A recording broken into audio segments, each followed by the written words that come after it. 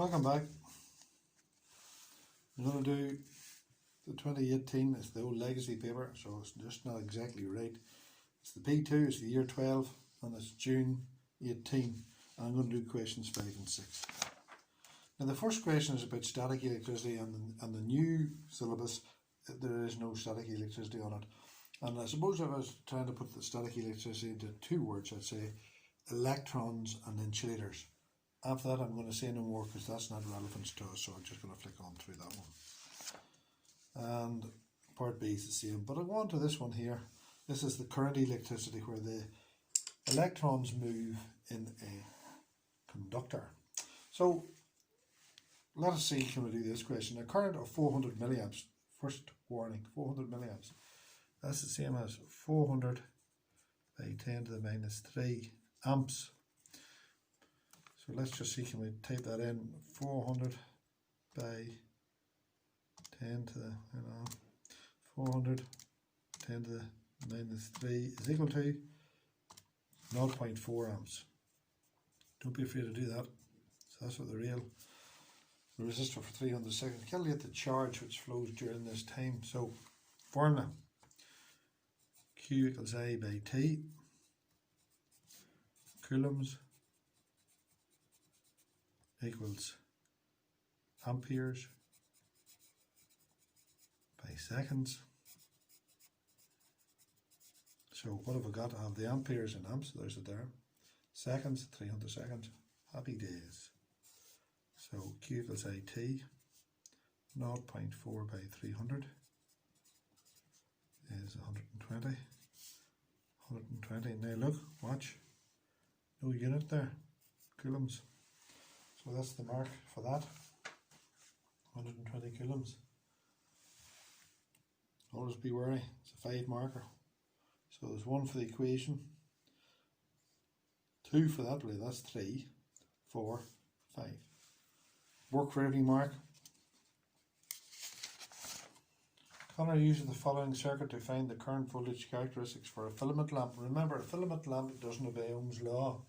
And Ohm's law states that the voltage is proportional to current at a constant temperature. And the reason the filament lamp doesn't obey Ohm's law is it's not at a constant temperature. So Connor used the following circuit to find the current voltage characteristics for a filament lamp. Draw the symbol for a variable resistor. Well, that's it there.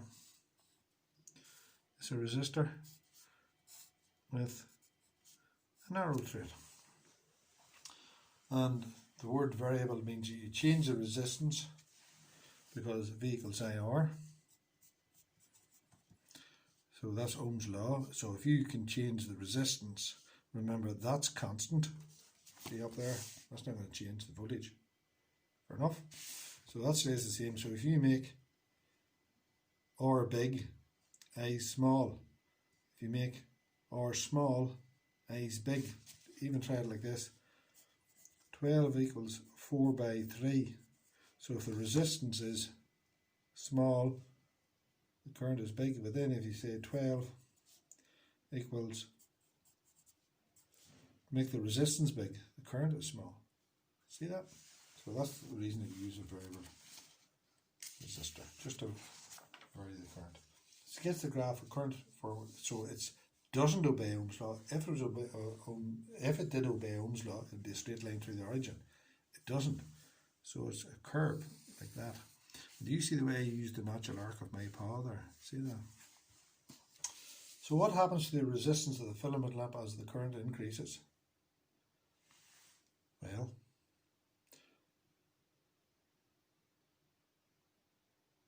what do you think? The resistance increases. And why is that?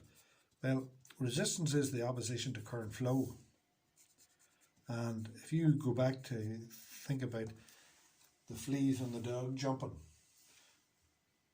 and if we heat the dogs up, not that you would do such a thing, but if you heat the dogs up, the fleas can't jump. If the fleas can't jump, therefore it's harder for them to jump. So therefore the analogy with, if you heat the atoms up, the electrons find it hard to move, so therefore the current decreases, so the resistance increases. Fair enough? Now we go to this question number 6. In the circuit below, the resistance between, should be able to read, there's the bell, I'll just wait till it finishes. In the circuit below, find the resistance between points P and Q. Well, current comes up here and splits, so these are in parallel. Oh, for how we get look at it. Current comes up here and then splits. So they are in parallel. So the rule in parallel is 1 over R total. It's 1 over R1 plus 1 over R2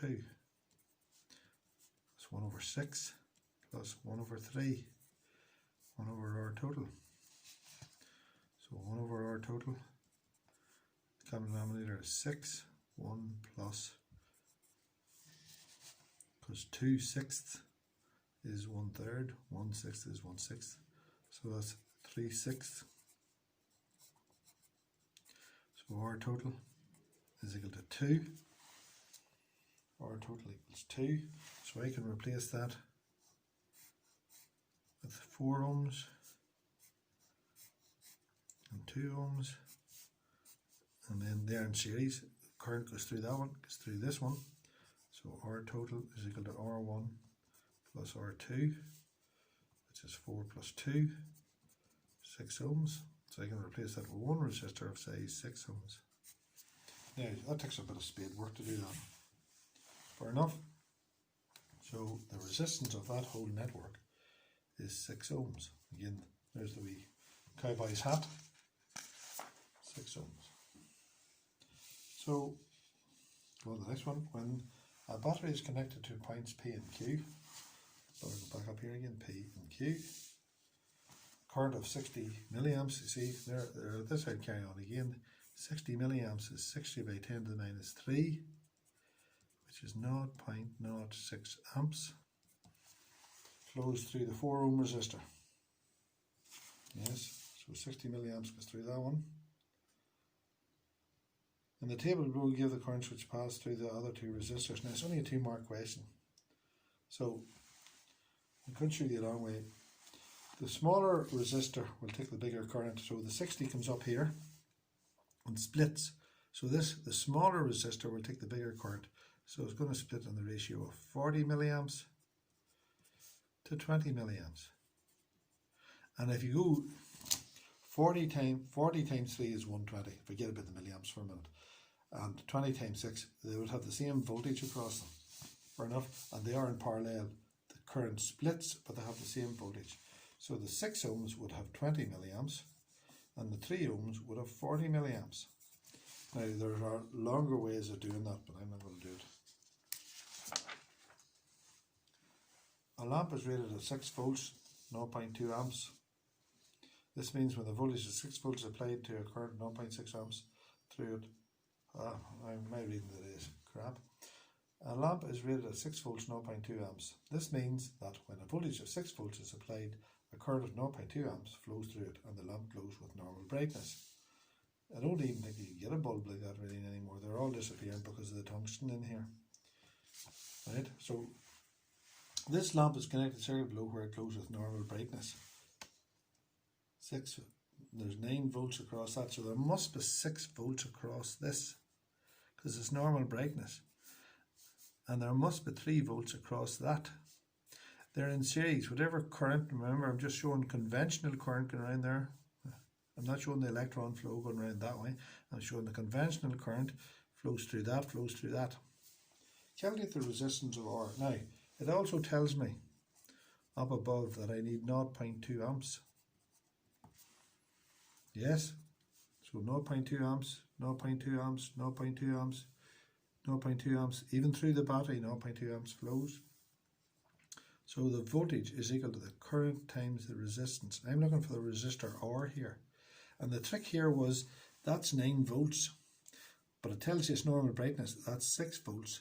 6 and 3 is 9. Right, so we know the voltage is 3, we know the current is 0.2 times R. So 3 divided by 0.2 is equal to R. Calculator. Should be 15, I would hope. 3 divided by 0.2, 15 ohms. Resistance is 15 ohms.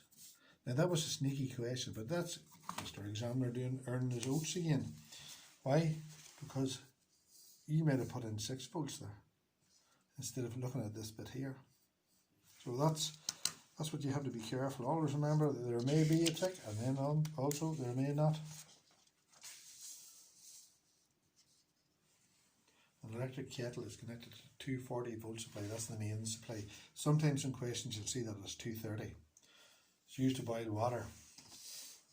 To boil the water requires 432,000 joules of energy. The power of the kettle is 2.88 kilowatts. Now look,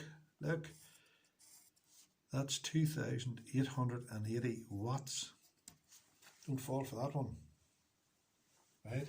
Now we know that power equals energy over time. Now, we're back to the old problems that we all have. If you can't rearrange formula, let's have a look. So 2 is equal to 10 over 5. I want to rearrange this. I want to get the 5. So 5 is equal to 10 over 2. So time is equal to energy over power. So I've rearranged the formula. The energy was 432,000 and the power is 2,880 watts. Get the calculator. 432,000 divided by 2,880. 150 seconds. Does that seem right to boil a kettle? 2.5 minutes, right? Do the calculation again. 432,000 divided by 2,880. 150. Fair enough. So there's those 2 questions done. There's nothing wild or exciting in the mark scheme either. There's number 6. Nothing wild or exciting there. 2 marks for rearranging a formula. If you know how to rearrange it, I've shown you often enough. Your method's not working. So that's very simple. Let me see, can I have a look at the other one?